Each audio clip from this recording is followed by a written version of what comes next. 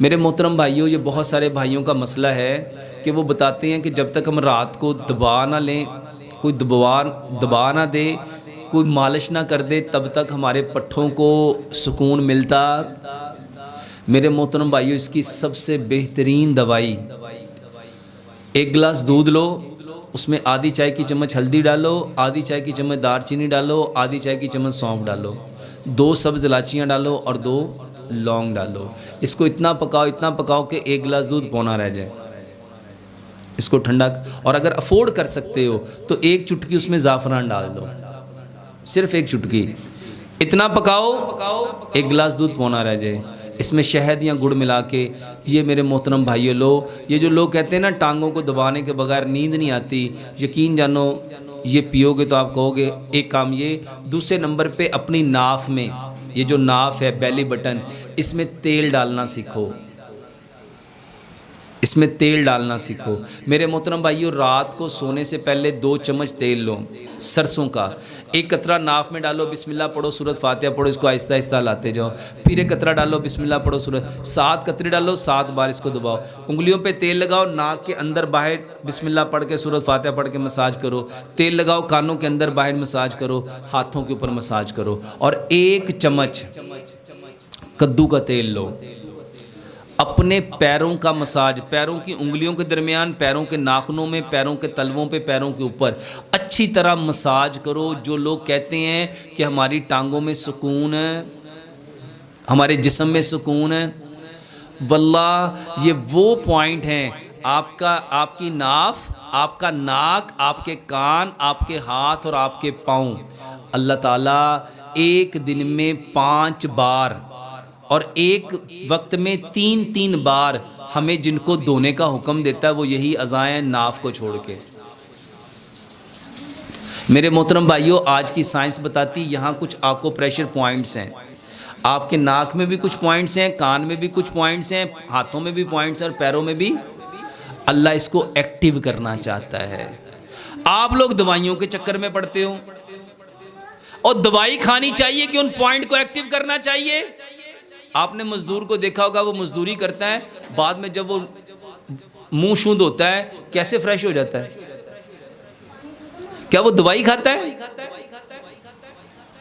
میرے محترم بھائیوں، جو اس کے آکو پریشر پوائنٹس تھے، وہ اس کو جب پانی لگاتا ہے تو وہ ایکٹیو ہو جاتے ہیں، وہ حشاش بشاش ہو جاتا ہے۔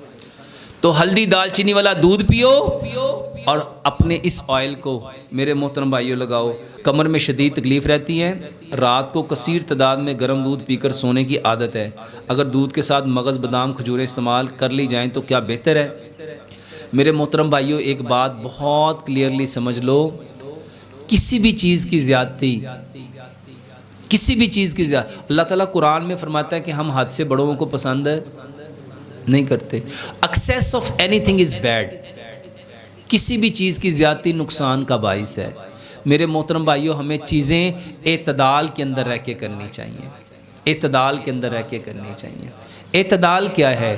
اس بات کو بہت کلیئرلی سمجھ لو کہ ہر انسان دوسرے انسان سے جدا ہے، ہر انسان دوسرے انسان سے۔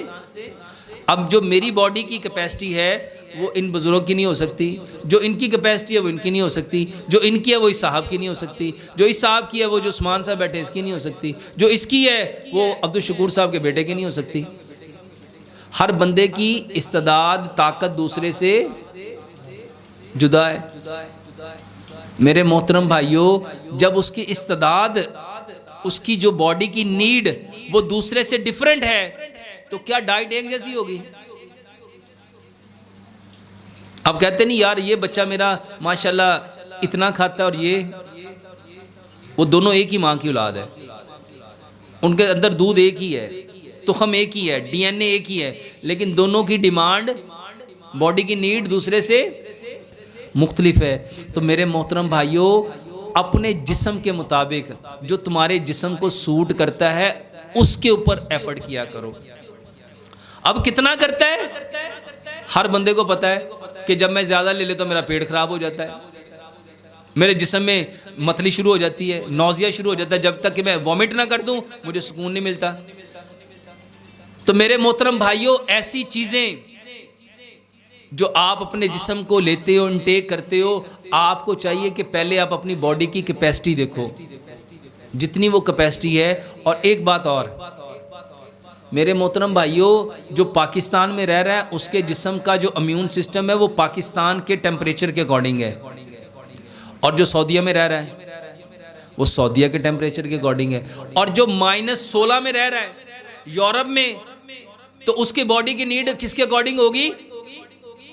اس کے اکارڈنگ ہوگی۔ اور بہت سارے لوگ کہتے ہیں ڈاکٹر صاحب آپ ایک ویڈیو میں یہ کہتے ہیں، دوسری ویڈیو میں یہ کہتے ہیں۔ میرے محترم بھائیوں، جب یورپ کے لوگوں کا کوئی سوال ہوتا ہے تو اس وقت ان کے اکارڈنگ بات کی جا رہی ہوتی ہے،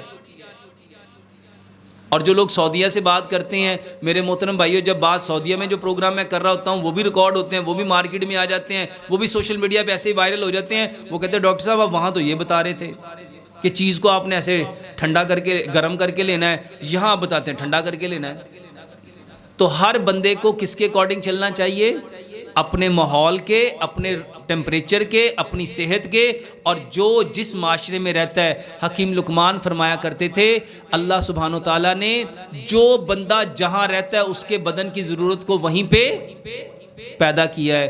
اور میرے محترم بھائیوں، پاکستان کے اندر جو لوگ رہتے ہیں ان کی چیزیں اور ہیں، اور جو یورپ میں رہتے ہیں ان کی چیزیں، جو ترکی میں رہتے ہیں ان کی چیزیں، جو انڈیا میں رہتے ہیں ان کی چیزیں، اور جو سعودیہ میں رہتے ہیں ان کی چیزیں، جیسے چیزیں مختلف ہیں ایسے ہی چیزوں کو لینے کی تعداد، مقدار وہاں کے لوگوں کے مطابق ہے۔ تو ہمیں جو چیز لینی ہے وہ اپنے جسم کے اور اپنے ماحول کے اکارڈنگ لینی ہے۔